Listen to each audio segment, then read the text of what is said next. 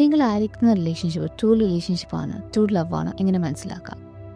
ഒന്നാമതായി, you see a future with each other. നിങ്ങൾ serious ആയിട്ടൊരു ഫ്യൂച്ചർ കാണും. നിങ്ങൾ തമ്മിൽ യാതൊരു കാര്യവും മറച്ചു വെക്കുന്നില്ല.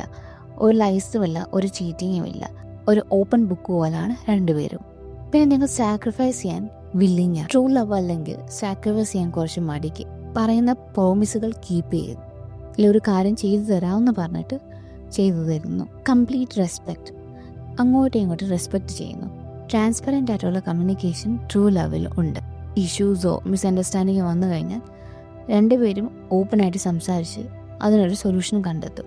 രണ്ടുപേരും തമ്മിൽ നല്ല ട്രസ്റ്റ് കാണും. ആ ട്രസ്റ്റ് ബ്രേക്ക് ചെയ്യാൻ അവരൊന്നും കാണിക്കത്തുമില്ല. പേഴ്സണൽ ഗ്രോത്തിന് ഹെൽപ്പ് ചെയ്യുന്നു.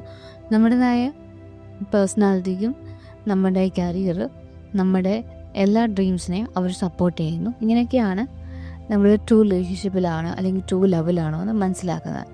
ഇതിന് ഓപ്പോസിറ്റായിട്ട് ആൾക്കാർ ബിഹേവ് ചെയ്യുമ്പോഴാണ് നമ്മുടെ റിലേഷൻഷിപ്പിൽ അത് ട്രൂ അല്ല നമുക്ക് മനസ്സിലാക്കാൻ പറ്റും.